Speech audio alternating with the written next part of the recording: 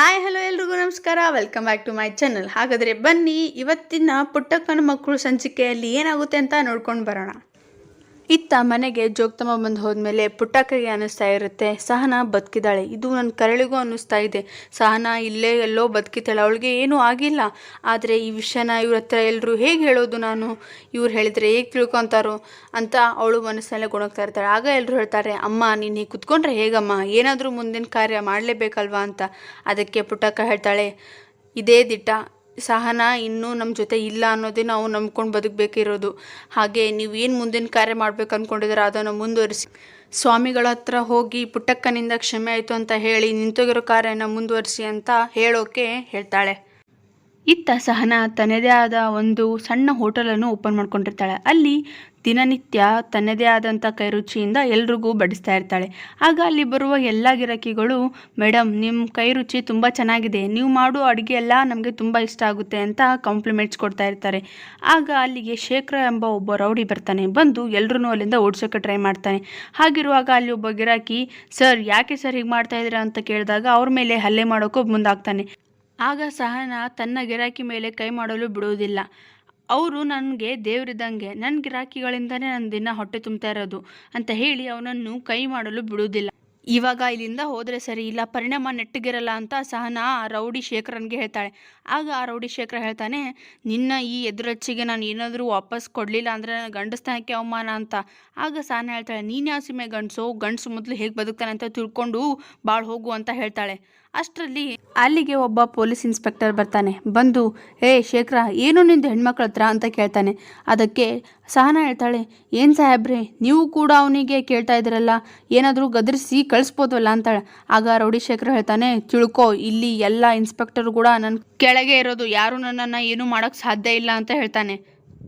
ಆಗ ಆ police inspector, ಶೇಖರ ನೀನು ಮೊದಲು ಇಲ್ಲಿಂದ ಹೋಗು, ಸಾಹೇಬ್ರು ರೌಂಡ್ಸಿಗೆ ಬರ್ತಾ ಇದ್ದಾರೆ. ಇವಾಗಿರೋ ಸಾಹೇಬ್ರು ಮುಂಚೆ ಥರ ಇಲ್ಲ, ಇವರು ತುಂಬ ಡಿಫ್ರೆಂಟ್ ಇದ್ದಾರೆ. ಹೆಣ್ಮಕ್ಳು ವಿಚಾರ ಅಂತ ಬಂದರೆ ಯಾರನ್ನೂ ನೋಡಲ್ಲ, ತುಳಿದು ಒಳಗೆ ಹಾಕ್ಬಿಡ್ತಾರೆ ಅಷ್ಟೇ.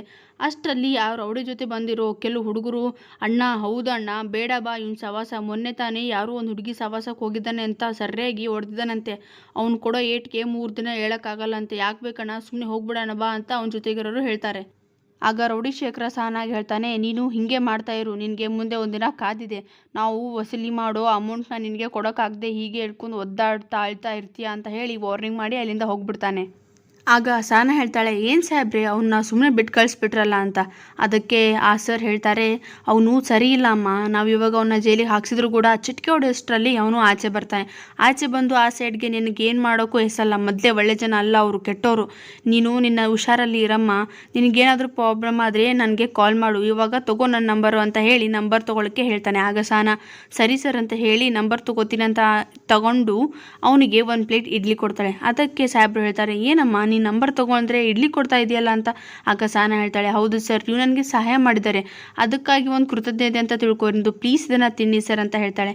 ಆಗ ಅವನು ಅದನ್ನು ತಿಂದು ಅಲ್ಲಿಂದ ಹೋಗ್ತಾನೆ. ಇತ್ತ ಪದ್ಮ ರಾಜೇಶ್ವರಿಗೆ ಕಾಲ್ ಮೇಲೆ ಕಾಲ್ ಮಾಡ್ತಾನೆ ಇರ್ತಾಳೆ.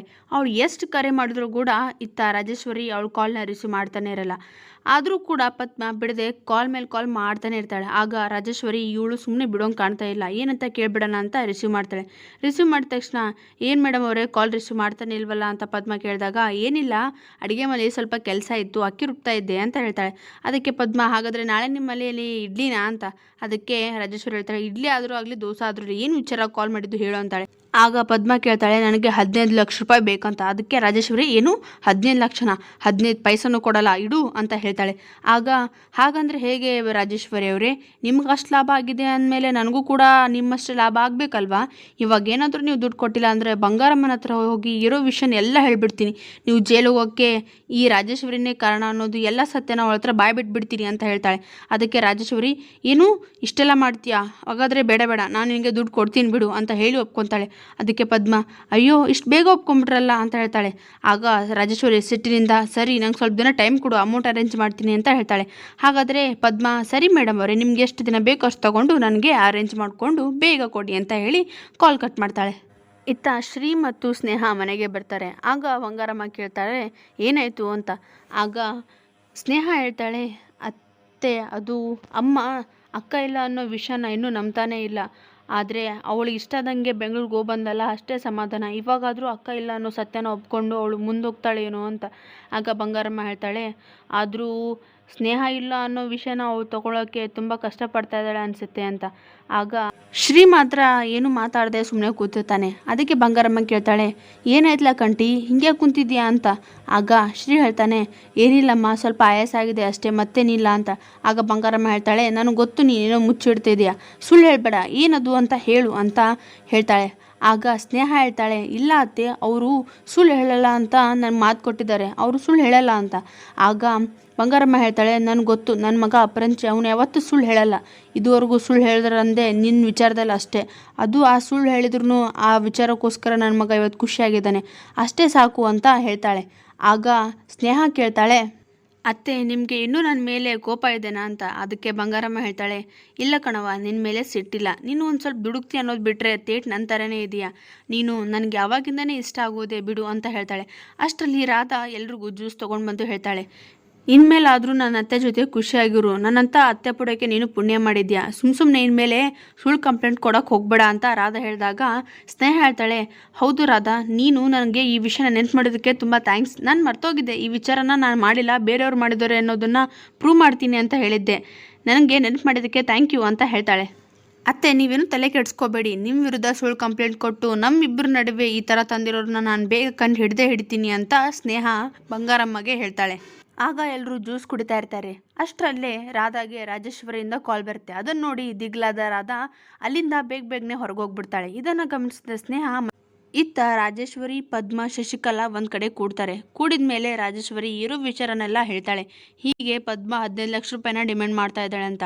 ಆಗ ಏನು 15 ಲಕ್ಷ ರೂಪಾಯಿನ, ಅಷ್ಟೊಂದು ದುಡ್ಡು ಎಲ್ಲಿಂದ ತರೋದು, ನೀನೇನಕ್ಕ ಮುಂಚೆನೇ ಹೇಳಿದ್ದೆ ಅಲ್ವಾ, ಹೇಗೋ ಇದ್ರು ಬಡುಳಿದಾಳೆ, ನಾವೆಷ್ಟು ಕೊಟ್ಟರು ಇಟ್ಕೊಂಡು ಇರೋ ಕೆಲಸನ ಮಾಡ್ತಾಳೆ ಅಂತ. ಇವಾಗ ನೋಡಿದರೆ ಅಷ್ಟೊಂದು ದುಡ್ಡನ್ನ ಡಿಮ್ಯಾಂಡ್ ಮಾಡಿದರೆ ನಾವು ಎಲ್ಲಿಂದ ತರೋದು ಅಂತ ಪದ್ಮ ಕೇಳಿದಾಗ ರಾಜೇಶ್ವರಿ ಹೇಳ್ತಾಳೆ, ಏನಾದರೂ ಒಂದು ಮಾಡು, ಮ್ಯಾನೇಜ್ ಮಾಡೋಣ ಇರು, 1 ನಿಮಿಷ ಅನ್ನೋಷ್ಟರಲ್ಲಿ ಅಲ್ಲಿಗೆ ಪದ್ಮ ಬರ್ತಾಳೆ. ಬೇಗ ದುಡ್ಡು ಕೊಡಿ, ಬೇಗನೆ ಹೋಗ್ಬೇಕು, ನಾನು ಹೊತ್ತಾದರೆ ಕಷ್ಟ ಆಗುತ್ತೆ, 15 ಲಕ್ಷ ರೂಪಾಯಿ ಅಲ್ವಾ ಅದಕ್ಕೆ ಅಂತ ಹೇಳ್ತಾಳೆ. ಆಗ ಎಲ್ಲರೂ ಸುಮ್ಮನೆ ಇರ್ತಾಳೆ. ಅದಕ್ಕೆ ಪದ್ಮ ಹೇಳ್ತಾಳೆ, ರಾಧಕ್ಕ ನಿನ್ನ ಹತ್ರ ದುಡ್ಡಿದೆಯಾ, ಶಶಿಕಲಕ್ಕ ನಿನ್ನ ಹತ್ರ ದುಡ್ಡಿದೆಯಾ, ಬೇಗ ಕೊಡಿ, ನಾನು ಹೋಗಬೇಕು ಹೊತ್ತು ಮುಳುಗೋ ಅಷ್ಟರಲ್ಲಿ ಅಂತ ಹೇಳ್ತಾಳೆ.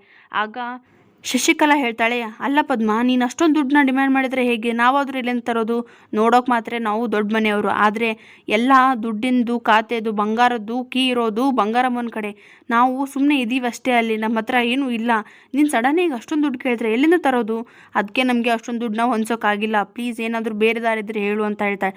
ಅದಕ್ಕೆ ಪದ್ಮ ಹೇಳ್ತಾಳೆ, ಇದೆಲ್ಲ ನನ್ನ ಹತ್ರ ಇಟ್ಕೋಬೇಡಿ, ಇಲ್ಲ ಅಂದರೆ ನಾನು ಇವಾಗಲೂ ಹೋಗಿ ಬಂಗಾರಮ್ಮಂಗೆ ಎಲ್ಲ ಹೇಳ್ಬಿಡ್ತೀನಿ ಅಂತ ಹೇಳ್ತಾಳೆ. ಅದಕ್ಕೆ 3 ಜನ, ಇಲ್ಲ 1 ನಿಮಿಷ ಇರು, ನಿನ್ನ ದುಡ್ಡು ರೆಡಿಯಾಗಿದೆ, ಕೊಡೋದಷ್ಟೇ ಬಾಕಿ ಅಂತ ಹೇಳಿ ಅವಳನ್ನು ನಿಲ್ಲಿಸ್ತಾರೆ. ಆಗ ಪದ್ಮ ಕೇಳ್ತಾಳೆ, ನಿಜಾನಾ, ದುಡ್ಡು ರೆಡಿಯಾಗಿದ್ದೇನಾ, ಹಾಗಾದರೆ ಬೇಗ ಕೊಡಿ, ನಾನು ಹೋಗಬೇಕು ಅಂತ ಹೇಳ್ತಾಳೆ. ಅದಕ್ಕೆ ರಾಜೇಶ್ವರಿ ಹೇಳ್ತಾಳೆ, 1 ನಿಮಿಷ ಇರು, ನಿನ್ನ ದುಡ್ಡು ತಾನೇ ನಾವು ಕೊಡ್ತೀವಿ, ಇವತ್ತು ರಾತ್ರಿ 9 ಗಂಟೆ ಮೇಲೆ ಆ ಹಾಳು ಬಿದ್ದಿರೋ ಬಂಗ್ಲೆ ಹತ್ರ ಬಂದುಬಿಡು, ನೀನು ಅಮೌಂಟ್ನ ನಿಮಗೆ ಕೊಟ್ಬಿಡ್ತೀವಿ, ಹೇಗಿದ್ರು 15 ಲಕ್ಷ ರೆಡಿಯಾಗಿದೆ ಅಂತ ಹೇಳ್ತಾಳೆ. ಆಗ ಪದ್ಮ ಹೇಳ್ತಾಳೆ, ರಾಜೇಶಮ್ಮ ಅವರೇ, ನಾವು ನಿಮ್ಮನ್ನು ನಂಬೋದಾ, ಇದು ನಿಜನಾ ಅಂತ ಕೇಳ್ತಾಳೆ. ಅದಕ್ಕೆ ರಾಜೇಶ್ವರಿ, ನಾನು ಹೇಳಿದಕ್ಕೆ ನೀನು ನಂಬಿಕೆ ಇಲ್ಲ ಅಂದರೆ ರಾತ್ರಿ 9 ಗಂಟೆಗೆ ನಾನು ಹೇಳಿದ ಜಾಗಕ್ಕೆ ಬಾ, ಅವಾಗಾದರೂ ನಿನಗೆ ದುಡ್ಡು ನೋಡಿ ನಂಬಿಕೆ ಬರುತ್ತೆ ಅಂತ ರಾಜೇಶ್ವರಿ ಪದ್ಮಗೆ ಹೇಳ್ತಾಳೆ. ಅದಕ್ಕೆ ಪದ್ಮ ಹೇಳ್ತಾಳೆ, ಹಾಗಾದರೆ ನಾನು ಖಂಡಿತ ಬರ್ತೀನಿ, 15 ಲಕ್ಷ ರೂಪಾಯಿ ಕೊಡ್ತೀರಲ್ವಾ ಅಂತ ಕೇಳ್ತಾಳೆ. ಅದಕ್ಕೆ ರಾಜೇಶ್ವರಿ, 15 ಲಕ್ಷ ರೂಪಾಯಿನೋ ಮೇಲೆ 1 ರೂಪಾಯಿ ಸೇರಿಸಿ ಕೊಡ್ತೀವಿ, ನೀನು 9 ಗಂಟೆಗೆ ಸರಿಯಾಗಿ ಬಾ ಅಂತ ಹೇಳ್ತಾಳೆ. ಅದಕ್ಕೆ ಪದ್ಮ ಸರಿ ಬೇಗನೆ ಬರ್ತೀನಿ ಅಂತ ಹೇಳಿ ಅಲ್ಲಿಂದ ಹೊರಡ್ತಾಳೆ. ಪದ್ಮ ಹೋದ ತಕ್ಷಣ ಶಶಿಕಲಾ ಕೇಳ್ತಾಳೆ, ಕೊಡೋಕ್ಕೆ 1 ರೂಪಾಯಿ ಇಲ್ಲ, ಇವಾಗೇನೋ ಸಮಾಧಾನ ಮಾಡಿ ಕಳಿಸ್ಬಿಟ್ವಿ, ಮತ್ತೆ ಪದ್ಮ ಬಂದು ದುಡ್ಡು ಕೊಡಿ ಅಂತ ಕೇಳಿದರೆ ಏನು ಮಾಡೋದು. ಅದಕ್ಕೆ ರಾಜೇಶ್ವರಿ ಹೇಳ್ತಾಳೆ, ಅವಳು ಬಂದು ಮತ್ತೆ ದುಡ್ಡು ಕೇಳೋಕ್ಕೆ ಅವಳು ಜೀವಂತವಾಗಿದ್ದರೆ ಅಲ್ವಾ, ಇನ್ಯಾವತ್ತೂ ಪದ್ಮ ನಮ್ಮ ಹತ್ರ ಬಂದು ದುಡ್ಡು ಕೇಳಲ್ಲ, ಇವತ್ತು ರಾತ್ರಿನೇ ಪದ್ಮ ಅವಳ ಪ್ರಾಣನ ನಮಗೆ ಉಡುಗೊರೆಯಾಗಿ ಕೊಟ್ಟು ಹೋಗ್ತಾಳೆ ಅಂತ ಹೇಳ್ತಾಳೆ. ಇದನ್ನೆಲ್ಲ ಹೇಳಿ ರಾಜೇಶ್ವರಿ ಅಲ್ಲಿಂದ ಬರ್ತಾಳೆ. ಹೀಗೆ ಮನೆಗೆ ಬರ್ತಿರುವಾಗ ಪುಟ್ಟಕ್ಕ ಮತ್ತು ಪುಟ್ಟಕ್ಕನ ಗಂಡ ಪಾತ್ರೆ ತೊಳಿತಿರೋದನ್ನು ನೋಡ್ತಾಳೆ. ಅದನ್ನು ನೋಡಿ ಅವಳು ಹೊಟ್ಟೆ ಉರ್ಕೊಂಡು ಅವಳ ಹತ್ರ ಬಂದು ಹೇಳ್ತಾಳೆ, ರಾಜಿ ಗಂಡ ಕೆಲಸ ಇಲ್ಲ ಅಂದರೂ ಮನೆಯಲ್ಲಿ ರಾಜನಾಗಿದ್ದ, ಆದರೆ ಈ ಪುಟ್ಟಕ್ಕನ ಗಂಡ ನೋಡಿದ್ರೆ ಪಾತ್ರೆ ತೊಳಿತಾ ಇದ್ದಾರೆ. ನಿನಗಾದ್ರೂ ಮರ್ಯಾದೆ ಇಲ್ವಾ, ಮಗಳು ಸತ್ತೋಗಿದ್ದಾಳೆ ಅಂತ ಒಂದು ಮೂಲೆಯಲ್ಲಿ ಕೂತ್ಕೊಂಡು ಅಳೋದು ಬಿಟ್ಟು ಮೆಸ್ ನಡೆಸ್ತಾ ಇದ್ದಾಳೆ, ಮೆಸ್ ಅಂತ ಅವಳಿಗೂ ಕೂಡ ಎದುರಾಗಿ ಮಾತಾಡ್ತಾಳೆ. ಹಾಗಾದರೆ ಮುಂದಿನ ಸಂಚಿಕೆಯಲ್ಲಿ ಏನಾಗುತ್ತಂತ ಕಾದು ನೋಡೋಣ. Thank you for watching.